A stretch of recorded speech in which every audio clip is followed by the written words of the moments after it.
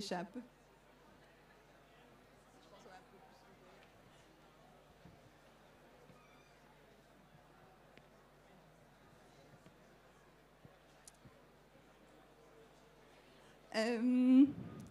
Alors, mon prochain invité est Thomas Rousset. Donc, Thomas Rousset qui publie aujourd'hui un livre avec Loose Joints qui s'appelle Praberians. Donc, Thomas est originaire de Grenoble, mais il vit maintenant à Lausanne et a obtenu un titulaire d'un bachelor en communication visuelle et photographie à l'ECAL. Ton travail est exposé entre autres à Amsterdam, Berne, Cologne, Genève, Arles. Et tu as auparavant publié 164 Degrees on the Equator, en collaboration avec Charles Nègre, si je ne me trompe pas, et Waskatate en collaboration avec Raphaël Verona. Alors, ton travail se situe vraiment entre documentation et fiction, comme on va vraiment le voir sur les images. Tu utilises la mise en scène comme un dispositif pour interroger les différentes facettes des rituels du quotidien. C'est un dispositif qui est vraiment, vraiment très présent dans cet ouvrage qui est hautement surréaliste, on peut quand même utiliser ce mot, dont nous allons discuter maintenant, Praberians, qui vient vraiment, tu viens de me le dire, de sortir il y a 5 jours. Alors, donc, dans celui-ci, tu dépeins, on peut peut-être lancer les images pour qu'on ait... Voilà, effectivement. Donc, tu dépeins la vie et le quotidien d'une communauté rurale, Praber, qu'on comprend fictive au fil des images. C'est un travail qui mélange à la fois documentation, fiction, mise en scène, assez absurde, surréaliste. Et tu as toi-même grandi dans un petit village que tu as en partie photographié pour cet ouvrage. C'est un travail qui s'est tiré sur plus de 10 ans quand même. Donc je voulais savoir quel était le point de départ du projet et comment est-ce qu'il a évolué sur une aussi longue période. Alors bonjour, déjà merci de m'avoir. Avec plaisir. Donc comme tu l'as dit, je viens d'un petit village au-dessus dans la région grenobloise où une partie de ma famille... Je parle trop fort ou non, ça va ? Où une partie de ma famille sont agriculteurs de montagne, où ils ont une petite exploitation d'élevage bovin. Mon petit cousin avec qui j'ai commencé ce projet il y a maintenant plus de 10 ans a repris maintenant la ferme familiale, il a 25 ans. Son père lui a vraiment transmis cette passion de la paysannerie, mais également toute une sorte de passion pour les objets liés à l'agriculture, liés à la ferme, etc.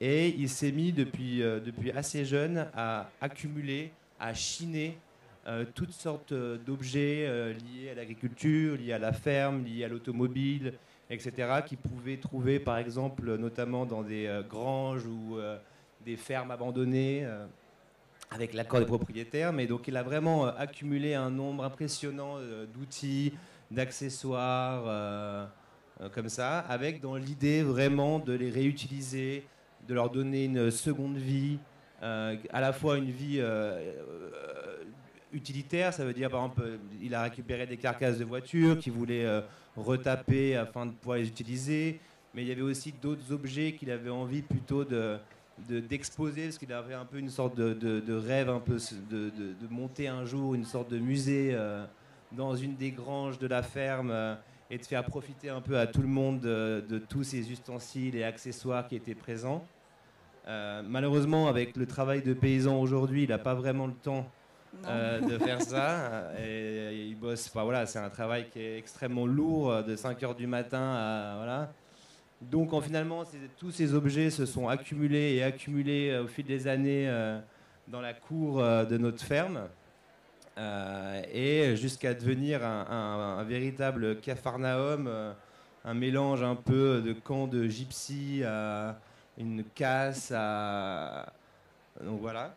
Et donc en fait moi j'ai commencé ce travail avec ça, et c'est ça qui m'a donné l'envie de créer finalement en réutilisant ce qu'il avait déjà mis, mes propres objets, mes propres accessoires, mes propres décors, en détournant les choses qui étaient déjà présentes là-bas. Tout ce qui a été fait pour ce projet, tout a été fait dans la ferme. Enfin, la plupart des images ont été faites dans la ferme, et la plupart des images ont été faites dans un périmètre qui est quand même très restreint. C'est vraiment comme un décor de théâtre où d'un coup, j'avais comme mon petit décor avec mon atelier à côté, et tout était construit avec lui sur le moment. Voilà. Le livre est construit d'une manière assez intéressante, surtout parce qu'en fait, la première fois que j'ai vu les images donc l'editing tel qu'il est actuellement.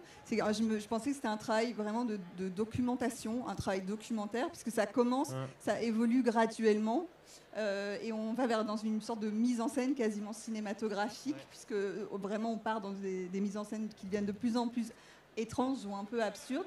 Je voulais savoir que c'est quelque chose que que c'est une volonté de ta part de le construire avec Loose Jones de cette manière-là. En fait, en vrai, c'est pas du tout documentaire. Mais en fait, j'avais cette envie de faire de la mise en scène, mais qu'il y ait une part de réalité, qu'il y ait une part de doute, et que les gens, en regardant justement ce projet, se disent est-ce que c'est vrai, est-ce que les gens vivent comme ça, est-ce que ces voitures existent, est-ce que ces accessoires existent, etc. Donc il y a vraiment une réelle envie de créer une ambiguïté avec ça. Après, la plupart des images, à part des images très naturelles de fleurs ou de choses comme ça, sont des images qui sont documentaires, mais la plupart sont vraiment construites, même les intérieurs, les décors. C'est des intérieurs qui ont été vraiment construits de toutes parts. Par exemple, c'était une grange qui était abandonnée et j'ai amené les matelas, les accessoires à mettre au mur, une génératrice avec la lumière. Enfin, j'ai vraiment pris ça comme un décor de cinéma. Mais après, avec cette envie justement de créer le doute, c'était une des choses les plus importantes pour moi. Il y a un peu cette idée de ce terme du réalisme magique où, en fait, dans la réalité, il y a juste des petites parts d'absurde et de fiction qui viennent un peu titiller et te dire attends, est-ce que c'est vraiment comme ça ou pas? Voilà. Mais sur les premières pages, ça se ressent moins, c'est pour ça. Voilà, mais c'est marrant parce que quand on a construit le livre, on l'a construit aussi comme ça, des images qui sont un peu plus documentaires, enfin qui paraissent beaucoup plus documentaires. Et après, ça passe à la mise en scène et ça finit par quelque chose d'un peu plus même psychédélique. Complètement. Et je voulais justement, les mises en scène sont très élaborées et tu as travaillé effectivement avec des gens que tu connais. Comment ça s'est passé? Comment est-ce que tu les as convaincus de travailler avec toi? Au début, c'était... En fait, j'ai vraiment beaucoup fait avec mon petit cousin, qui, lui, quand j'ai commencé ce projet, était adolescent, voire même préadolescent. Et pour lui, c'était un jeu, donc c'était plutôt sympa. Après, pour les autres personnes du village, clairement, au début, c'était un petit peu... c'est quand même très terre-à-terre, le monde de la paysannerie. Donc, d'un coup, ils n'ont pas forcément compris tout de suite la chose, mais au fur et à mesure des années, je suis devenu comme un peu ce gars dans le village qui est là et on fait plus attention, tu vois ce que je veux dire? Donc en fait, je passe, je fais mes photos, ils sont là. Oh, ok, c'est lui. Et puis en fait, ça s'est pris au truc et maintenant ils sont contents, ils n'ont pas encore vu le livre. Et il y a plein d'images dans le livre justement qu'ils n'ont pas pu voir, donc c'est aussi une manière de leur, de leur rendre un peu hommage et qu'ils puissent le voir après. Oui, il y a aussi beaucoup d'objets comme celui qu'on voit ici, donc qui sont mis en scène. C'est des objets que tu crées toi-même. Je voulais savoir, en fait, il y en a énormément dans ta pratique, pas seulement dans le livre. Tu crées beaucoup d'objets. D'où est-ce que ça sort?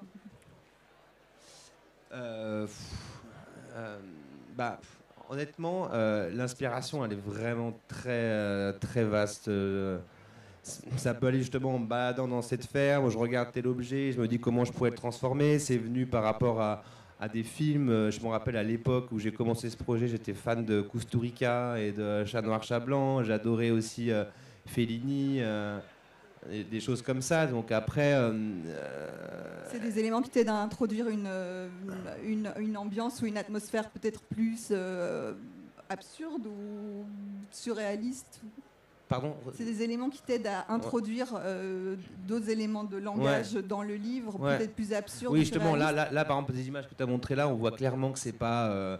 j'essaie pas de piéger la personne en faisant croire que c'est du documentaire. Là, on sent à des moments quand même que c'est mise en scène. La lumière, comme tu l'as dit, elle est quand même assez cinématographique. Donc, c'est très centré, c'est assez théâtral quand même.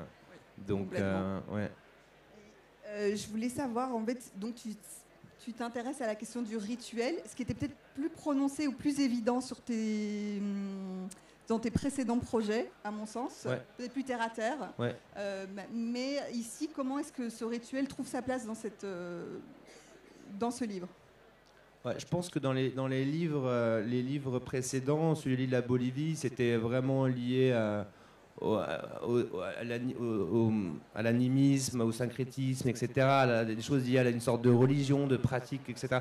Là, il n'y a pas du tout un lien avec la religion, c'est plus des rituels que j'ai créés, que j'ai inventés, qui sont par exemple, les rituels, ça peut se traduire par beaucoup de choses, par les costumes, par des décors, par des pratiques que seules certaines personnes font. On peut le rituel, même les rituels du quotidien, on a chacun un rituel le matin. Enfin, je pense que le rituel, il peut être vu d'une manière vraiment assez vaste. Et là, comment dire, c'est différent parce que les livres précédents, c'était basé sur des rituels qui existent déjà et que je retransformais. Et là, c'est vraiment des rituels que j'ai créés et qui sont propres uniquement à moi-même. Et comment est-ce qu'on peut en savoir un peu plus? Pardon? Comment est-ce que tu as créé ces rituels basés sur... Comme je te dis, en fait, c'est beaucoup sur l'intuitif, c'est beaucoup quelque chose qui se crée. Franchement, j'ai pas énormément de références sur comment je les ai créés. C'est vraiment en baladant. En fait, je me passe beaucoup de temps à me balader dans cette ferme, à regarder les objets, à les tourner, à me dire comment je pourrais les transformer, à me dire comment je pourrais utiliser telle ou telle chose. Mais j'ai pas une référence, tu vois, voilà. Après, mes images, elles sont travaillées à l'avance. C'est que souvent, je faisais des croquis, je les dessinais. Elles sont quand même assez réfléchies. Et voilà. Ok. Comment, donc, ce projet est maintenant publié par Loose Joints, comment s'est passée la collaboration? C'est toi qui as été les voir ou... Oui, c'est moi qui les ai contactés. Elle connaissait mon travail, Sarah. Je crois qu'elle avait envie. Bref, en gros, c'est moi qui ai fait le premier pas. Ça a mis un petit peu de temps du moment où on envoie les mails, etc. Mais après, dans la collaboration, c'est hyper intéressant parce que quand tu travailles sur un projet pendant 10 ans, tu n'as plus du tout de recul sur tes images. Ouais. Et honnêtement, moi, j'étais dans un système où j'arrivais plus du tout à me dire quel type de livre, comment faire la séquence, etc. Et d'avoir une vision hyper nouvelle, hyper fraîche, avec des gens qui n'ont pas un affect sur les images, ça a vraiment aidé. En plus, eux, dans leur collaboration, il y en a, Sarah s'occupe plutôt de l'editing, de la séquence. Lewis fait plutôt tout ce qui est design du livre, objet, impression. Et donc, tu vois, les rôles sont très séparés. Et elle a vraiment construit ce livre de manière... Justement, c'est elle un peu qui a eu cette idée de partir sur quelque chose de beaucoup plus documentaire, d'amener petit à petit la mise en scène pour partir sur quelque chose de vraiment un peu plus fou et psychédélique. Ouais. Et je trouve que c'est intéressant de ne pas arriver dès le début sur quelque chose qui est complètement absurde, fou, mise en scène. Donc il y a vraiment cette transition qui se fait petit à petit dans le livre. Ouais. Ok, voilà. Merci beaucoup. On arrive déjà sur la fin de notre speed booking. Est-ce que quelqu'un a des questions pour Thomas sur ce nouvel ouvrage? Non. Est-ce que tu as des signatures cette semaine? Ouais, je fais une signature après à 15h là au stand de Loose Joint. Okay. Voilà, ici à... Ah, mademoiselle.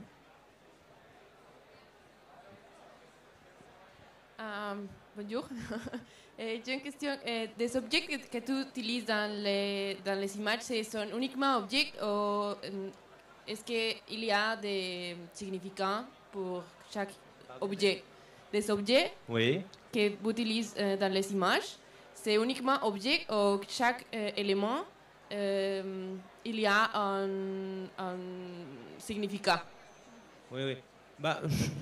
Je pense pas qu'il y ait une signification sur les objets. Après, c'est quand même beaucoup des objets qui sont liés au monde agricole, qui sont liés à la ferme, même à l'automobile et ces choses-là. Mais après, il n'y a pas une signification forte à ces objets. C'est vraiment des objets qui m'entouraient, en fait. J'ai vraiment pris ce qui était à côté de moi, à portée de main. J'ai rien amené. Donc, c'est vraiment utiliser ce que je trouvais autour de moi. Donc, voilà. Mais merci. Donc, tu as une signature à 15h avec Loose Joints. Merci beaucoup, bien. Thomas.